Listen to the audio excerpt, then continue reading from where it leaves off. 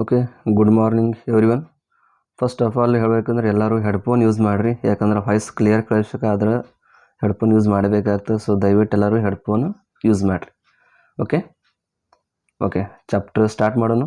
Okay, chapter chemical equilibrium ನಿಮ್ಮ ಒಂದು 11th ಕ್ಲಾಸ್ನಲ್ಲಿ ಇರ್ತಕ್ಕಂಥ ಚಾಪ್ಟರು ಕೆಮಿಕಲ್ ಇಕ್ವಿಲಿಬ್ರಿಯಮು. ಈ ಒಂದು ಚಾಪ್ಟರ್ನಲ್ಲಿ ನಾವೇನು ಸ್ಟಡಿ ಮಾಡ್ತೀವಿ ಅಂದರೆ ರಿವರ್ಸಿಬಲ್ ರಿಯಾಕ್ಷನ್ ಇರ್ಬೋದು, ಈ reversible reaction, equilibrium in the physical process, ಅದಾದಮೇಲೆ ಕೆಮಿಕಲ್ ಈಕ್ವಿಲಿಬ್ರಿಯಮ್ ಪ್ರೊಸೆಸ್ ಅದು ಬರುತ್ತೆ.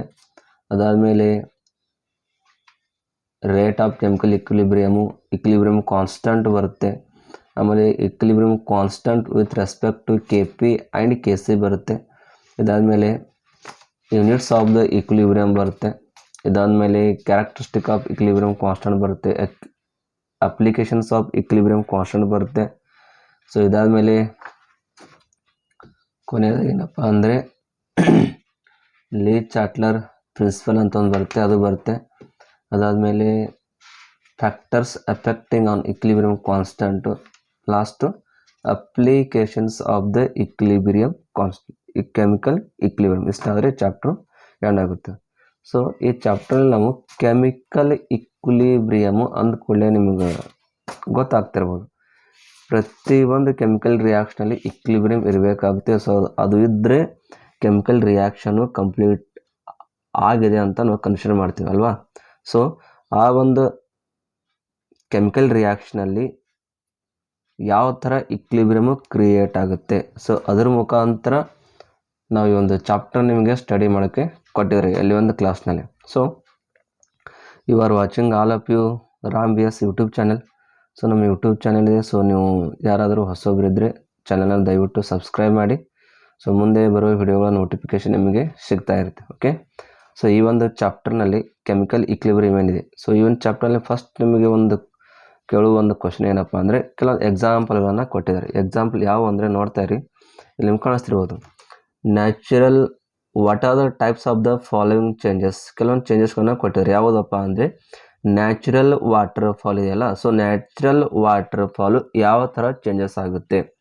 ಅದ್ರ ಬಿಟ್ಟರೆ spreading of smoke from burning incense stick, ಅಂದರೆ ನಾವು ಊದಿನ ಕಡ್ಡಿ ಹಚ್ತೀವಲ್ಲ, ಸೊ ಊದಿನ ಕಡ್ಡಿ ಹಚ್ಚಿದಾಗ ಅಲ್ಲಿರ್ತಕ್ಕಂಥ ಸ್ಮೋಕು ಬರ್ನ್ ಆಗಿ ಯಾವ ಥರ ಸ್ಪ್ರೆಡ್ ಆಗ್ತಾ ಇರುತ್ತೆ ನೇಚರ್ದಲ್ಲಿ.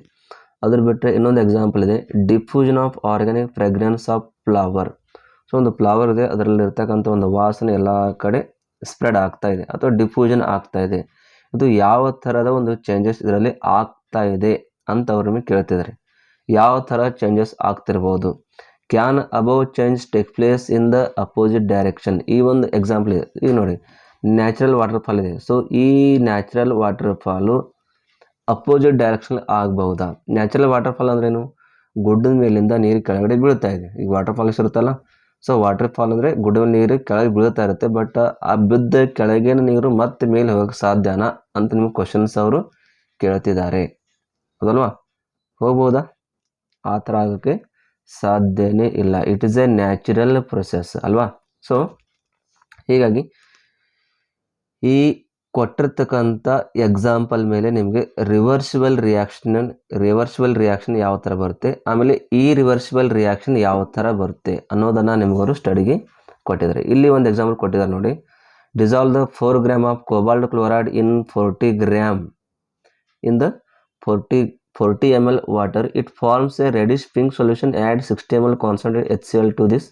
It will turns violet. Take 5 ml of this solution in test tube. Place on a beaker containing ice water mixture. ಒಂದು ಟೆಸ್ಟ್ ಟ್ಯೂಬ್ನಲ್ಲಿ ಕೋಬಾಲ್ಟ್ ಕ್ಲೋರೈಡ್ನ ತೆಗೆದುಕೊ, ಅದರಲ್ಲಿ 40 ml ವಾಟರ್ನ ಆ್ಯಡ್ ಮಾಡಿ. ಸೊ ಆವಾಗ ಆ್ಯಡ್ ಮಾಡಿದಾಗ ಅದು ಯಾವ ಕಲರ್ ಕಾಣಿಸುತ್ತಪ್ಪ ಅಂದರೆ ಈ ಒಂದು ಕಲರಲ್ಲಿ ಕಾಣಿಸುತ್ತೆ, ರೆಡಿಶ್ ಪಿಂಕ್ ಕಲರ್ನಲ್ಲಿ ಆ ಸೊಲ್ಯೂಷನ್ ನಮಗೆ ಕಾಣಿಸುತ್ತೆ. ಸೊ ಅದರಲ್ಲಿ 60 ml HCl ಆ್ಯಡ್ ಮಾಡಿ.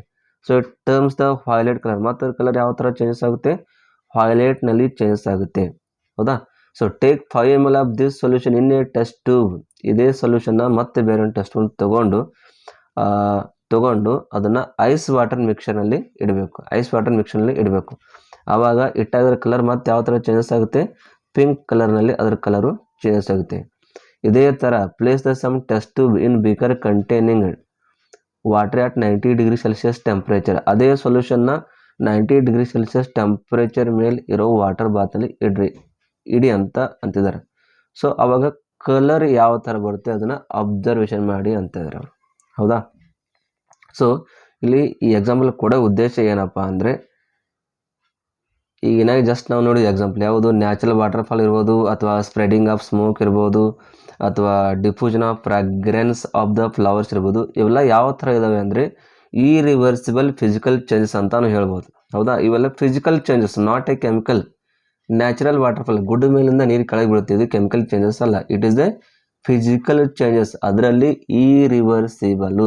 ಬಟ್ ಈಗ ನೀವು ಏನು ಎಕ್ಸಾಂಪಲ್ ನೋಡ್ತಿದ್ದೀರಾ, ಸೊ ಈ ಎಕ್ಸಾಂಪಲ್ ಎದಕ್ಕೆ ಸಂಬಂಧಪಟ್ಟಿದ್ದು ಅಂದರೆ ಕೆಮಿಕಲ್ ಚೇಂಜಸ್ಗೆ ಸಂಬಂಧಪಟ್ಟಿರ್ತಕ್ಕಂಥ ಎಕ್ಸಾಂಪಲ್. ಯಾಕಂದರೆ ನಾವಿಲ್ಲಿ ಕೆಮಿಕಲ್ನ ತೊಗೊಂಡಿದ್ದೀವಿ. ಈಗ ಯಾವುದು ಕೋಬಾಲ್ಟ್ ಕ್ಲೋರೈಡ್, ಇಲ್ಲಿ ಕಾಣಿಸ್ತಲ್ಲ ಸ್ಕ್ರೀನ್ ಮೇಲೆ, ಕೋಬಾಲ್ಟ್ ಕ್ಲೋರೈಡ್.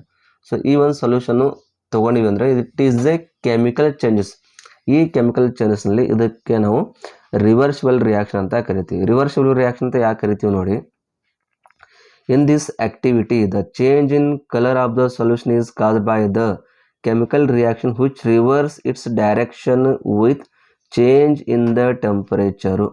ಅಂದರೆ ಈ ಒಂದು ಆ್ಯಕ್ಟಿವಿಟಿನಲ್ಲಿ ನಾವು ಏನಾಗುತ್ತೆ ಅಂದರೆ ಕಲರ್ ಚೇಂಜಸ್ ಆಗುತ್ತೆ ಆ ಸೊಲ್ಯೂಷನ್. ಯಾಕೆ ಚೇಂಜಸ್ ಆಗುತ್ತೆ? Due to chemical reaction which reverse its direction with the change in temperature. So cold water ಇಟ್ಟಾಗ ಕಲರ್ ಒಂದು ಬೇರೆ ಚೇಂಜಸ್ ಆಯಿತು. ಇನ್ನು ಯಾವಾಗ ನಾವು ಹಾಟ್ ವಾಟರ್ ಬಾತ್ ಮೇಲೆ ಅದನ್ನು ಇಡ್ತೀವಿ ಆವಾಗ ಕೂಡ ಅದರ ಕಲರು ಚೇಂಜ್ ಆಯಿತು. ಸೊ ಚೇಂಜ್ ಆಯ್ತಪ್ಪ ಅಂದರೆ ಏನಂತೀವಿ ಅದಕ್ಕೆ ರಿವರ್ಸಿಬಲ್ ರಿಯಾಕ್ಷನ್ ಅಂತ ನಾವು ಕರಿತೀವಿ. ನೋಡಿ ಈ ಡಯಾಗ್ರಾಮ್ ನೋಡಿ ನಿಮ್ಗೆ ಗೊತ್ತಾಗುತ್ತೆ.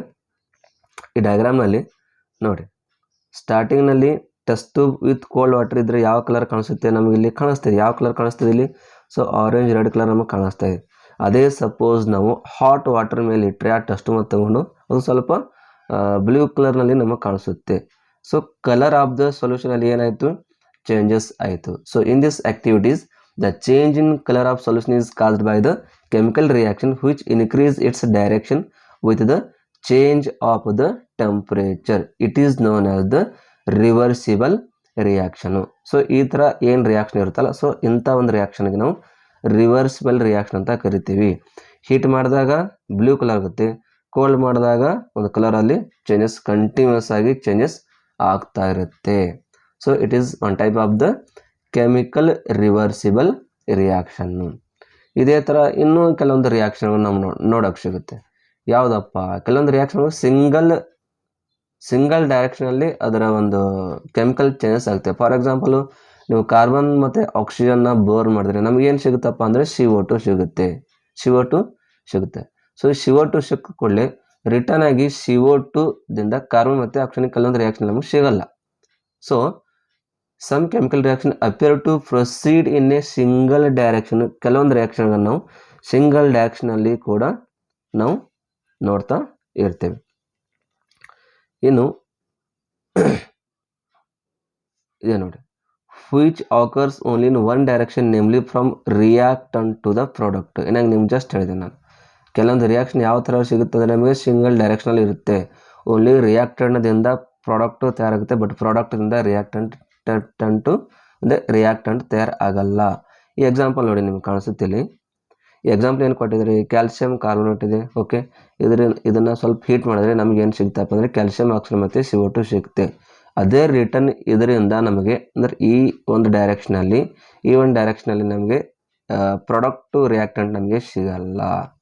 So the reaction which occurs only in one direction, namely from reactant to product. So ಆ ಥರ ಇದ್ದರೆ ಅದಕ್ಕೆ ನಾವೇನಂತೀವಿ ಅಂದರೆ ರಿವರ್ಸಿಬಲ್ ರಿಯಾಕ್ಷನ್ ಅಂತ ಕರಿತೀವಿ. ಯಾವ ರಿಯಾಕ್ಷನು? ರಿವರ್ಸಿಬಲ್ ರಿಯಾಕ್ಷನ್ ಅಂತ ಕರಿತೀವಿ. ನೆನಪಲ್ಲಿ ಇಟ್ಕೊಳ್ಳಿ, ರಿವರ್ಸಿಬಲ್ ರಿಯಾಕ್ಷನ್ ಬೇರೆಯೇ, ಈ ರಿವರ್ಸಿಬಲ್ ರಿಯಾಕ್ಷನ್ ಬೇರೆ. ಈ ರಿವರ್ಸಿಬಲ್ ಅಂದರೆ ಮುಂದೆ ಹೋಗಿ ಮತ್ತೆ ಹಿಂದೆ ಬರಬೇಕು, ಅದಕ್ಕೆ ರಿವರ್ಸಿಬಲ್ ರಿಯಾಕ್ಷನ್ ಅಂತ ಕರಿತೀವಿ. ಇನ್ನು ಈ ರಿವರ್ಸಿಬಲ್ ಅಂದರೆ ಜಸ್ಟ್ ಮುಂದಕ್ಕೆ ಅಟ್ಟೆ ಹೋಗೋದು, ಹಿಂದಕ್ಕೆ ಬರುವಂಗಿಲ್ಲ, ಮುಂದಕ್ಕಷ್ಟೇ ಹೋಗೋದು, ಹಿಂದಕ್ಕೆ ಬರುವಂಗಿಲ್ಲ. ಸೊ ಅದನ್ನು ನಾವು ಈ ರಿವರ್ಸಿಬಲ್ ರಿಯಾಕ್ಷನ್ ಅಂತ ಕರಿತೀವಿ. ಓಕೆನಾ? ಓಕೆ, ನೆಕ್ಸ್ಟ್ ಹೋಗುವ. ಓಕೆ, ನೆಕ್ಸ್ಟ್ ಏನು ಕೊಟ್ಟಿದ್ದಾರೆ ಅಂದರೆ ನಿಮಗೆ equilibrium in the physical process. So just example ನಾವು ನೋಡಿದ್ವಿ, ಕೆಮಿಕಲ್ ರಿಯಾಕ್ಷನ್ ಎಕ್ಸಾಂಪಲ್ ನಾವು ನೋಡಿದ್ವಿ. ಯಾವುದಪ್ಪ ಅಂದರೆ ಒಂದು ಕೋಬಾಲ್ಟ್ ಕ್ಲೋರೈಡ್ ಎಕ್ಸಾಂಪಲ್ ನೋಡಿದ್ವಿ, ಇನ್ನೊಂದು ಯಾವುದು ಕ್ಯಾಲ್ಸಿಯಂ ಕಾರ್ಬೋನೇಟ್. ಈ ಎರಡು ಎಕ್ಸಾಂಪಲ್ ನಾವು ನೋಡಿದ್ವಿ. ಇದರಲ್ಲಿ ಕೆಮಿಕಲ್ ಇಕ್ವಿಲಿಬ್ರಿಯಂ ಆಗ್ತಾ ಇರುತ್ತೆ, ಓಕೆನಾ.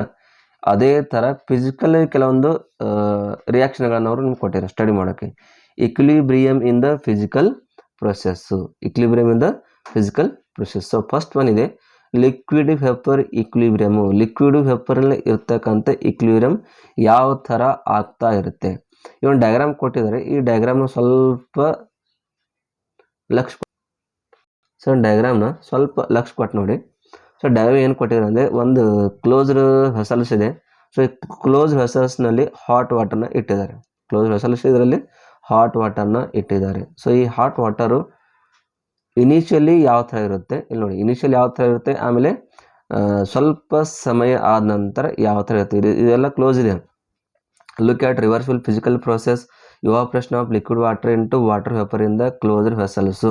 ಸೊ ಇಲ್ಲಿ ಕ್ಲೋಸ್ಡ್ ವೆಸಲ್ಸ್ ತೊಗೊಂಡಿದ್ದಾರೆ. ಈ ಕ್ಲೋಸ್ಡ್ ವೆಸಲ್ಸ್ನಲ್ಲಿ ಲಿಕ್ವಿಡ್ ವಾಟರ್ನ ಇಟ್ಟಿದ್ದಾರೆ, ಹಾಟ್ ವಾಟರ್ ಇದೆ. ಸೊ ಸ್ಟಾರ್ಟಿಂಗ್ನಲ್ಲಿ ಯಾವುದೇ ರೀತಿ ವೆಪರ್ಸ್ಗಳು ಇಲ್ಲ. ಸೊ ಇಲ್ಲಿ ನಿಮ್ಗೆ ಕಾಣಿಸುತ್ತೆ ಕ್ಲಿಯರಾಗಿ, ಈ ಸೈಡ್ನಲ್ಲಿ ಯಾವುದೇ ರೀತಿ ವೆಪರ್ಸ್ ಬಂದಿಲ್ಲ. ಬಟ್ ಸ್ವಲ್ಪ ಸಮಯದ ನಂತರ ಆಫ್ಟರ್ ಲೆಟರ್ ಅಂದಿದ್ದಾರೆ. ಸೊ ಸ್ವಲ್ಪ ಸಮಯದ ನಂತರ ಇಲ್ಲಿ ಏನಾಗುತ್ತೆ, ಪೂರ್ತಿಯಾಗಿ ವೆಪರ್ಸಲ್ಲಿ ಫಿಲಪ್ ಆಗ್ತಾ ಇರುತ್ತೆ. ಸೊ ಇಲ್ಲಿ ಕೂಡ ಉದ್ದೇಶ ಏನಪ್ಪ ಅಂದರೆ ಲಿಕ್ವಿಡ್ ವೆಪರ್ಸ್ ಇಕ್ವಿಲಿಬ್ರಿಯಂ ಯಾವ ಥರ ಆಗ್ತಾ ಇರುತ್ತೆ ಅನ್ನೋದನ್ನೇ ನಿಮ್ಗೆ ಅವರು ಸ್ಟಡಿಯಲ್ಲಿ ಕೊಟ್ಟಿದ್ದಾರೆ. ನೋಡಿ ಲಿಕ್ವಿಡ್ ವೇಪರ್ ಇಕ್ವಿಲಿಬ್ರಿಯಂ ಯಾವ ಥರ ಆಗುತ್ತೆ. ಸೊ ಫಸ್ಟ್ ನೋಡಿ, initially there is practically no vapours in the vessels. So ಸ್ಟಾರ್ಟಿಂಗ್ನಲ್ಲಿ ಯಾವುದೇ ರೀತಿ ವೆಪರ್ಸಲ್ಲಿ ಇರಲ್ಲ. When the liquid evaporate in closed container, the liquid molecule escape from the liquid surface into vapour phase building up vapour pressure. So after some time ಏನಾಗುತ್ತೆ, vessels close ಇರೋದ್ರಿಂದ vapours ಇಲ್ಲೆಲ್ಲ ಮೇಗೆಲ್ಲ ಕಡೆ ಏನಾಗುತ್ತೆ, ಅವು ಸ್ಪ್ರೆಡ್ ಆಗ್ತಾ ಇರುತ್ತೆ. ಎಲ್ಲಿಂದ, ಲಿಕ್ವಿಡ್ ಸರ್ಫೇಸ್ನಿಂದ ಎಲ್ಲಿ ಸ್ಪ್ರೆಡ್ ಆಗ್ತಾ ಇರುತ್ತೆ ಅಂದರೆ ವೇಪರ್ ಫೇಸ್ನಲ್ಲಿ ಅವೆಲ್ಲ ಸ್ಪ್ರೆಡ್ ಆಗ್ತಾ ಇರುತ್ತೆ. ಅದಾದಮೇಲೆ they also condense back into liquid state because container is closed. ನೋಡಿ ವೇಪರ್ಸ್ ಮತ್ತೆ ಮೇಲೆ ಹೋಗುತ್ತೆ, ಮತ್ತೆ ಕೆಳಗಡೆ ರಿಟರ್ನ್ ಆಗಿ ಬರುತ್ತೆ, ಅಲ್ಲಿ ಕಂಡೆನ್ಸೇಷನ್ ಆಗ್ತಾ ಇರುತ್ತೆ ಬಿಕಾಸ್ ಕಂಟೈನರ್ ಕ್ಲೋಸ್ಡ್ ಇರುತ್ತೆ. So in beginning rate of evaporation is high and rate of condensation is low. Starting ಏನಾಗುತ್ತೆ, ರೇಟ್ ಆಫ್ ಇವಾಪರೇಷನ್ ಅಂದರೆ ವೇಪರ್ಸ್ ಕ್ರಿಯೇಟ್ ಆಗುವ ಪ್ರೊಸೆಸ್ಸು ಫಾಸ್ಟ್ ಆಗಿರುತ್ತೆ. ಸೊ ಮತ್ತೆ ಹೊಳ್ಳಿ ಬ್ಯಾಕ್ ಅದಕ್ಕೆ ಕಂಡೆನ್ಸೇಷನ್ ಆಗ್ತಾ ಇರುತ್ತೆ. So rate of condensation is the very low. ಆಮೇಲೆ ಏನಾಗುತ್ತೆ ನೋಡಿ, but with the time more and more vapour is found. ಯಾವ ಥರ ಟೈಮ್ ಜಾಸ್ತಿ ಆಗ್ತಾ ಹೋಗುತ್ತೋ ಅದೇ ಥರಲ್ಲಿ ವೇಪರ್ಸ್ ಕೂಡ ಜಾಸ್ತಿ ಆಗ್ತಾ ಹೋಗುತ್ತೆ. The rate of evaporation goes down and rate of condensation increases. So ಯಾವಾಗ ಹಾಟ್ ಇದ್ದ ವಾಟರ್ ಸ್ವಲ್ಪ ಕೋಲ್ಡ್ ಆಗ ಸ್ಟಾರ್ಟ್ ಆಗುತ್ತೆ. ಸೊ ಆ ಟೈಮಿಗೆ ಏನಾಗುತ್ತಪ್ಪ ಅಂದರೆ vapours goes down, rate of vapours evaporation goes down and rate of condensation increase. So vapours create ಆಗೋದು ಸ್ಟಾಪ್ ಆಗುತ್ತೆ, ಬಟ್ ಕಂಡೆನ್ಸೇಷನ್ ಪ್ರೊಸೆಸ್ಸಲ್ಲಿ ಇನ್ಕ್ರೀಸ್ ಆಗುತ್ತೆ. So eventually the two rate become equal. Finally ಏನಾಗ್ತಾ ಹೋಗುತ್ತೆ, ಟೂ ರೇಟ್ಸ್ ಬಿಕಮ್ ಈಕ್ವಲು ಅಂದರೆ rate of ಇವಾಪರೇಷನು ಮತ್ತು rate of ಕಂಡೆನ್ಸೇಷನು ಎರಡು slow ಆಗ್ತಾ ಹೋಗುತ್ತೆ. This gives rise to constant vapour pressure. So ಇದರಿಂದ ಏನಾಗುತ್ತಪ್ಪ ಅಂದರೆ ಅಲ್ಲಿ ಒಂದು ಕಾನ್ಸ್ಟಂಟ್ ವೇಪರ್ ಪ್ರೆಷರಲ್ಲಿ ಕ್ರಿಯೇಟ್ ಆಗುತ್ತೆ. This state is known as equilibrium state. So ಯಾವಾಗ ಎರಡು ಈಕ್ವಲ್ ಆಗುತ್ತೆ, ಟೂ ರೇಟ್ಸ್ ಬಿಕಮ್ ಈಕ್ವಲ್ ಆಗುತ್ತೋ ಸೊ ಅದನ್ನೇ ನಾವು ಏನಂತೀವಿ ಅಂದರೆ ಇಕ್ವಿಲಿಬ್ರಿಯಂ ಸ್ಟೇಟ್ ಅಂತ ಕರಿತೀವಿ. ಏನಂತ ಕರಿತೀವಿ, ಇಕ್ವಿಲಿಬ್ರಿಯಂ ಸ್ಟೇಟ್ ಅಂತ ಕರಿತೀವಿ, ಹೌದಾ. ಸೊ ಈ ಥರ ಒಂದು ಸಿಂಪಲ್ ಕಾನ್ಸೆಪ್ಟ್ನ ನಿಮಗೆ ಕೊಟ್ಟಿದ್ದಾರೆ. ಇಕ್ವಿಲಿಬ್ರಿಯಮ್ ಇಂದ ಫಿಸಿಕಲ್ ಪ್ರೊಸೆಸ್ ಅರ್ಥ ಆಯ್ತಾ? ಮತ್ತೆ ರಿಪೀಟ್ ಹೇಳ್ತೀನಿ, ಫಿಸಿಕಲ್ ಪ್ರೊಸೆಸ್ ಅಂದರೆ ಇಲ್ಲಿ ಯಾವುದೇ ರೀತಿ ಕೆಮಿಕಲ್ಸ್ಗಳು ಇರಲ್ಲ, ಫಸ್ಟ್ ನೀವು ತಿಳ್ಕೊಳ್ಳಿ. ಸೊ ಅದ್ರ ರಿಲೇಟೆಡ್ ಒಂದು ಎಕ್ಸಾಂಪಲ್ ಕೊಟ್ಟಿದ್ದಾರೆ, ಲಿಕ್ವಿಡ್ ವೇಪರ್ ಇಕ್ವಿಲಿಬ್ರಿಯಮು ಅಂದರೆ ಲಿಕ್ವಿಡ್ಸ್ ಮತ್ತು ವೇಪರ್ಸ್ನಲ್ಲಿ ಇಕ್ವಿಲಿಬ್ರಿಯಮಲ್ಲಿ ಕ್ರಿಯೇಟ್ ಆಗಿರಬೇಕು ಅಥವಾ ರೇಟ್ ಬಿಕಮ್ಸ್ ಎರಡು ಈಕ್ವಲ್ ಆಗಿರಬೇಕು. ಸೊ ಅದನ್ನೇ ನಾವು ಏನಪ್ಪ ಅಂತೀವಿ, ಸಿಂಪಲ್ ಆಗಿ ಇಕ್ವಿಲಿಬ್ರಿಯಂ ಸ್ಟೇಟ್ ಅಂತ ಕರಿತೀವಿ. ಏನಂತ ಕರಿತೀವಿ, ಇಕ್ವಿಲಿಬ್ರಿಯಂ ಸ್ಟೇಟು, ಹೌದಾ. ಓಕೆ, ನೆಕ್ಸ್ಟ್ ಹೋಗುವ.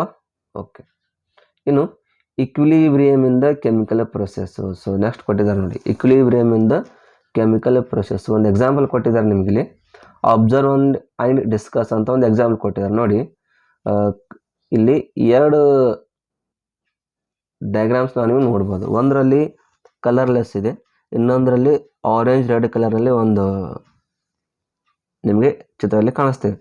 ಸೊ ಇದರಲ್ಲಿ ಯಾವ ಕೆಮಿಕಲ್ ಇದೆ ಅಂದರೆ colourless N2O4 taken in a closed flask is converted to NO2 reddish brown gas. See this following figures. So ಇಲ್ಲಿ N2O4 ಒಂದಿದೆ, ಇನ್ನೊಂದು NO2 ಇದೆ. ಸೊ ಕಲರ್ಲೆಸ್ ಯಾವುದಪ್ಪ ಅಂದರೆ N2O4, ಇದು N2O4. ಆಮೇಲೆ ಇದು ಯಾವುದಪ್ಪ ಅಂದರೆ NO2 ಗ್ಯಾಸ್ ಇದೆ. So N2O4 conversion to NO2. So ಈ ಎಕ್ಸಾಂಪಲ್ ಮೇಲಿಂದ ನಮಗೆ ಏನು ತಿಳಿತಪ್ಪ ಅಂದರೆ equilibrium in the chemical process ಯಾವ ಥರ ಇರುತ್ತೆ. ಇದರಲ್ಲಿ ಕೂಡ ಇಕ್ವಿಲಿಬ್ರಿಯಮ್ ಆಗ್ತಾ ಇರುತ್ತೆ. ನೀವು ಈ ಎರೋ ಮಾರ್ಕ್ನ ನೋಡ್ಬೋದು, ಇಲ್ಲಿ ಡಬಲ್ ಎರೋ ಮಾರ್ಕ್ ಇದೆ, ಕಾಣಿಸ್ತಾ ಇಲ್ಲವ ನಿಮಗೆ? ಸೊ ಈ ಒಂದು ಎರೋ ಮಾರ್ಕು, ಆಮೇಲೆ ಈ ಬ್ಲೂ ಕಲರ್ ಒಂದು ಎರೋ ಮಾರ್ಕ್, ಈ ಎರೋ ಮಾರ್ಕ್ ಈ ಕಡೆ ಇದೆ, ಇನ್ನೊಂದು ಎರೋ ಮಾರ್ಕು ಈ ಕಡೆ ಇದೆ. ಇದರ ಅರ್ಥ ಏನಪ್ಪ ಅಂದರೆ ಇವು ಎರಡರಲ್ಲಿ ಇಕ್ವಿಲಿಬ್ರಿಯಮ್ ಇರುತ್ತೆ. ಇಕ್ವಿಲಿಬ್ರಿಯಮ್ ಇದ್ದಾಗ ಮಾತ್ರ ಕೆಮಿಕಲಿ ಇಕ್ವಿಲಿಬ್ರಿಯಮ್ ಅಂತ ನಾವು ಕರಿತೀವಿ. ನೋಡಿ ಏನೇನು ಕೊಟ್ಟಿದ್ದಾರೆ. The colour become light brown indicating presence of NO2. ಇಲ್ಲಿ ಕಲರು, ಒಂದು ನಿಮಿಷ, okay.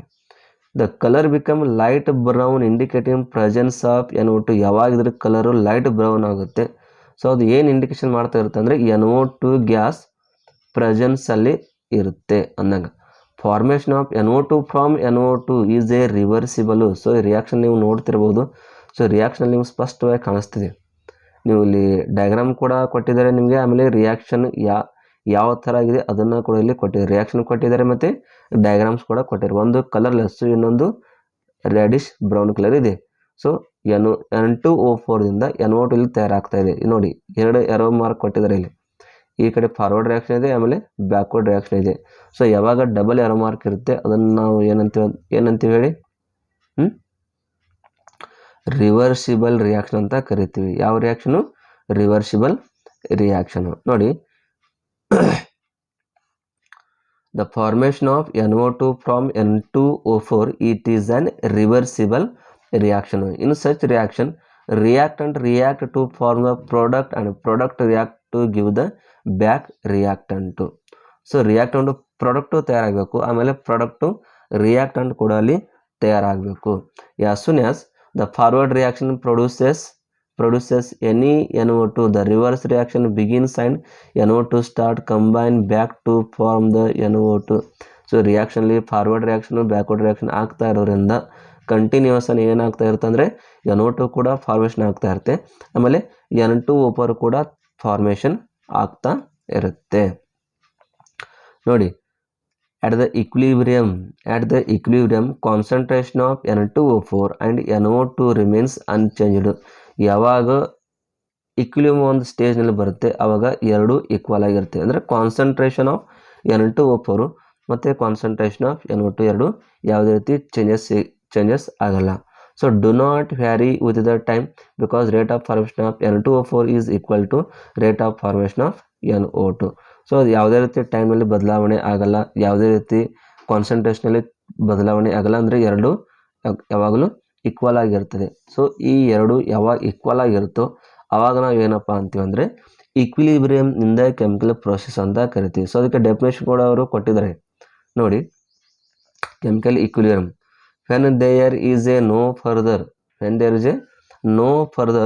change in concentration of reactant and product, we say that the reaction has attained equilibrium with the rate of forward and reverse reaction being equal. ಅಂದರೆ there is no further change in the concentration of the reactant product ನಲ್ಲಿ ಯಾವುದೇ ರೀತಿ ಬದಲಾವಣೆ ಆಗಲ್ಲ.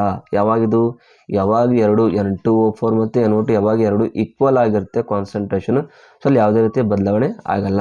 we say that the reaction has attained equilibrium. So ಬದಲಾವಣೆ ಇಲ್ಲ ಅಂದರೆ ಅರ್ಥ ಏನಪ್ಪ ಆಯ್ತು ಅಂದರೆ ಅಲ್ಲಿ ಅವೆರಡು ಈಕ್ವಿಲಿಬ್ರಿಯಮ್ ಸ್ಟೇಜ್ನ ಅಟೆಂಡ್ ಮಾಡಿರುತ್ತೆ with the rate of forward and reverse reaction being equal.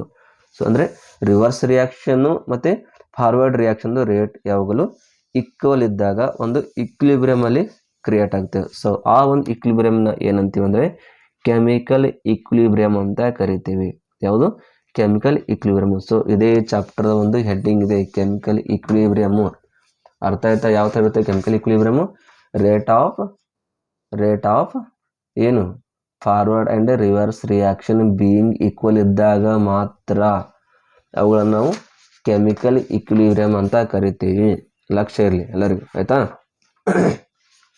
ಹೌದಾ? ಓಕೆ, ನೆಕ್ಸ್ಟ್ ಹೋಗುವ. ಓಕೆ, ನೆಕ್ಸ್ಟ್ ಏನಿದೆ ಅಂದರೆ rate of the chemical reaction. ಈಗ ನಾವು ಜಸ್ಟ್ ಏನು ಮಾಡಿದೆವಪ್ಪ ಅಂದರೆ ಕೆಮಿಕಲ್ ಇಕ್ವಿಲಿಬ್ರಿಯಮ್ನ ಸ್ಟಡಿ ಮಾಡಿದ್ದೀವಿ, ಓಕೆನಾ? ಇನ್ನು rate of the chemical reaction ಯಾವ ಥರ ಬರುತ್ತೆ, ಯಾವ ಥರ ನಾವು ತೆಗಿಬಹುದು ಅದರ ಒಂದು ಇಕ್ವೇಷನ್ ಮುಖಾಂತರ ನೋಡಿ. Rate of reaction thus can be determined by measuring the extent to which concentration of reactant decreasing in the given time of interval or extent to which concentration of product increases in the given time of interval. ಅಂದರೆ ನಾವು ಅದರಲ್ಲಿರ್ತಕ್ಕಂಥ ಕಾನ್ಸಂಟ್ರೇಷನ್ನ measurement ಮಾಡಬೇಕು. ಯಾವ ಥರ concentration ಇದೆ ಅಂದರೆ ಕೊಟ್ಟಿರ್ತಕ್ಕಂಥ ಟೈಮ್ನಲ್ಲಿ reactant concentration ಜಾಸ್ತಿ ಆಗುತ್ತೋ ಅಥವಾ ಡಿಕ್ರೀಸ್ ಆಗುತ್ತೋ, ಅಥವಾ ಕಾನ್ಸಂಟ್ರೇಷನ್ ಆಫ್ ಪ್ರಾಡಕ್ಟ್ ಇನ್ಕ್ರೀಸ್ ಆಗುತ್ತೋ ಅಥವಾ ಡಿಕ್ರೀಸ್ ಆಗುತ್ತೋ ಕೊಟ್ಟಿರ್ತಕ್ಕಂಥ ಟೈಮ್ನಲ್ಲಿ.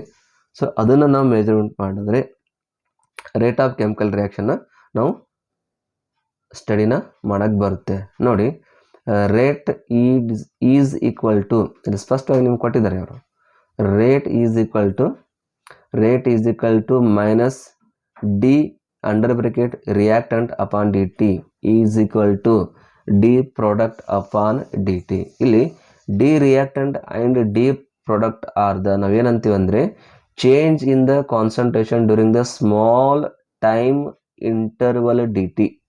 That is small time interval D ಟಿನಲ್ಲಿ ಯಾವ ಥರ ಅದರ ಕಾನ್ಸಂಟ್ರೇಷನ್ ಚೇಂಜಸ್ ಆಗುತ್ತೆ, ಏನು ಜಾಸ್ತಿ ಆಗುತ್ತೋ ಅಥವಾ ಕಮ್ಮಿ ಆಗುತ್ತೋ ಅನ್ನೋದನ್ನು ನಾವಿಲ್ಲಿ ಮೆಜರ್ಮೆಂಟ್ನ ಮಾಡ್ತೀವಿ. ಸೊ ಅದಕ್ಕೆ ಸಿಂಪಲ್ಲಾಗಿ rate of the chemical reaction ಅಂತ ನಾವು ಕರಿತೀವಿ. ರಿಯಾಕ್ಟೆಂಟ್ ರೇಟ್ ಜಾಸ್ತಿ ಆಯಿತು ಕಮ್ಮಿ ಆಯಿತು, ಅಥವಾ ಪ್ರಾಡಕ್ಟ್ನಲ್ಲಿ ಇರ್ತಕ್ಕಂಥ ಕಾನ್ಸಂಟ್ರೇಷನ್ ಜಾಸ್ತಿ ಆಯಿತು ಅಥವಾ ಕಮ್ಮಿ ಆಯಿತು. ಡಿ ಅಂದರೆ changes, small changes. D T ಅಂದರೆ ಕೊಟ್ಟಿರ್ತಕ್ಕಂಥ ಟೈಮ್ನಲ್ಲಿ ಎಷ್ಟು ಚೇಂಜ್ ಆಯಿತು ಅನ್ನೋದೇ ಡಿ ಟಿ ಅಂತ ನಾವು ಕರಿತೀವಿ. ಓಕೆ, ಇಲ್ಲಿ ಕೊಟ್ಟಿದ್ದಾರೆ ನೋಡಿ, small time interval D T, ಆಯಿತಾ? ಸೊ ಈ ಒಂದು ಫಾರ್ಮುಲಾ ಯೂಸ್ ಮಾಡಿ ನಮಗೆ ರೇಟ್ ಆಫ್ ಕೆಮಿಕಲ್ ರಿಯಾಕ್ಷನ್ನ ತೆಗೆಯೋದಕ್ಕೆ ಬರುತ್ತೆ. ಇನ್ನು ನೆಕ್ಸ್ಟ್ ನೋಡಿ, ಲಾ ಆಫ್ ಮಾಸ್ ಆ್ಯಕ್ಷನ್ ಅಂತ ಕೊಟ್ಟಿದ್ದಾರೆ. Law of the mass action.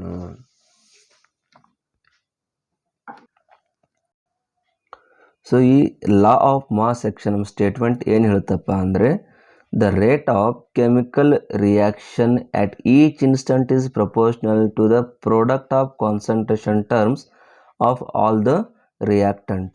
So ಈ ರಿಯಾಕ್ಟೆಂಟ್ನಲ್ಲಿ ಇರ್ತಕ್ಕಂಥ ಕಾನ್ಸಂಟ್ರೇಷನ್ ಏನಿದೆ ಮತ್ತು ಪ್ರಾಡಕ್ಟ್ನಲ್ಲಿ ಇರ್ತಕ್ಕಂಥ ಕಾನ್ಸಂಟ್ರೇಷನ್ ಒಂದಕ್ಕೊಂದು ಪ್ರೊಪೋರ್ಷ್ನಲ್ ಆಗಿರ್ತವೆ,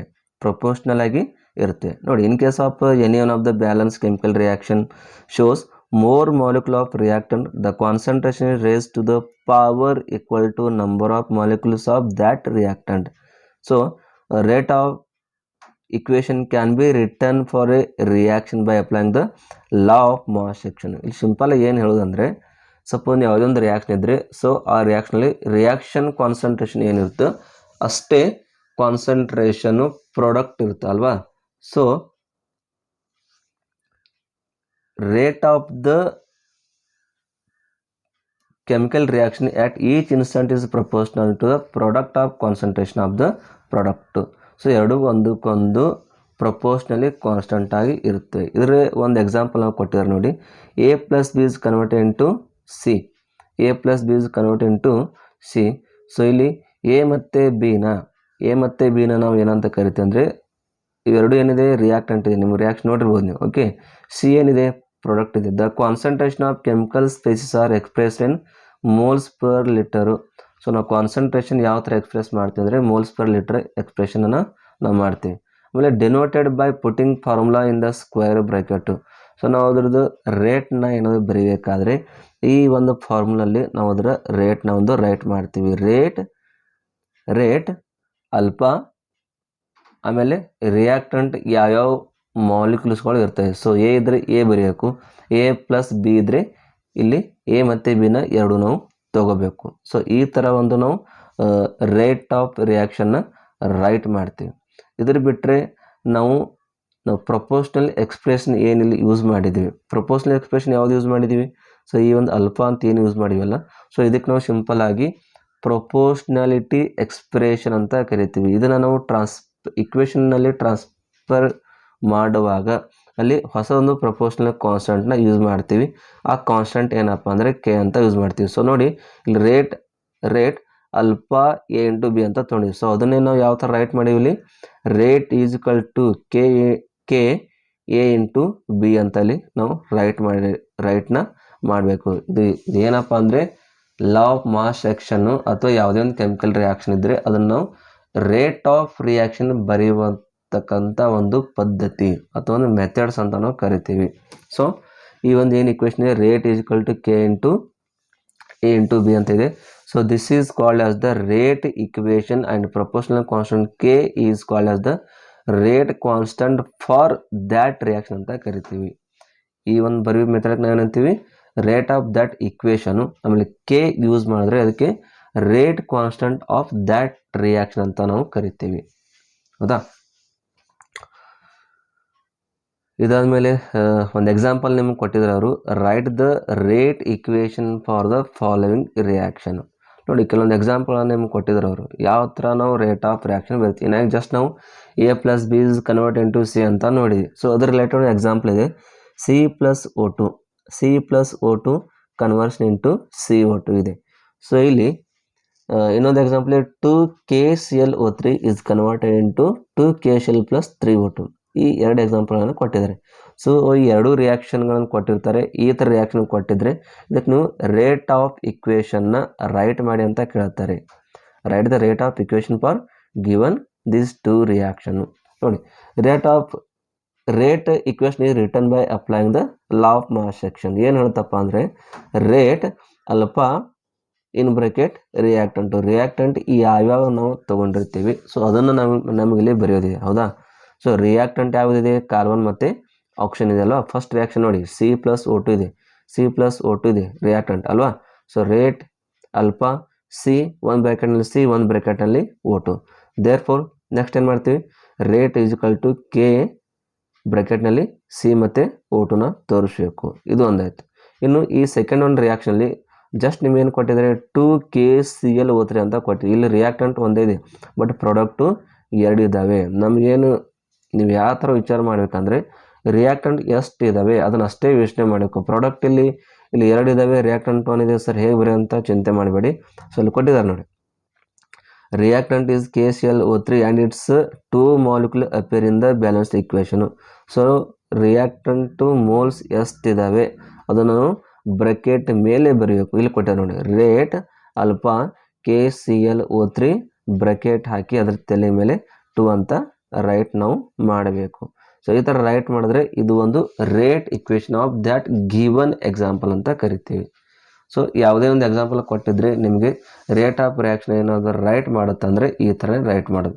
ರಿಯಾಕ್ಟೆಂಟ್ ಯಾವುದಾದ್ರು ಇರುತ್ತೆ ಅದನ್ನು ಅಷ್ಟೇ ನಾವು ತಗೊಳ್ಳೋದು, ಬೇರೆ ಏನೂ ಅದರಲ್ಲಿ ತಗೊಳ್ಳೋದಿಲ್ಲ. ಇಲ್ಲಿ ನೋಡಿ ಸಿ ಪ್ಲಸ್ O2 ಇದೆ, ಅಲ್ಲಿ 2KClO3 ಇದೆ. ಎಷ್ಟಿದೆ ಅಷ್ಟನ್ನೇ ನಾವು ತಗೋಬೇಕು, ಬೇರೆ ಯಾವುದನ್ನು ಅಲ್ಲಿ ತಗೋಬಾರ್ದು. ಹೌದಾ? ಓಕೆ, ಇಲ್ಲಿವರೆಗೂ ಸ್ಟಡಿ ಮಾಡ್ಕೊಳ್ಳಿ. ಮುಂದಿನ ಒಂದು ಕ್ಲಾಸ್ನಲ್ಲಿ ಈಕ್ವಿಲಿಬ್ರಿಯಂ ಕಾನ್ಸ್ಟೆಂಟ್ ಅಂದ್ರೇನು ಅಲ್ಲಿಂದ ನಾವು ನೆಕ್ಸ್ಟ್ ಒಂದು ಕ್ಲಾಸ್ನಲ್ಲಿ ಸ್ಟಾರ್ಟ್ ಮಾಡೋಣ. Okay, thank you.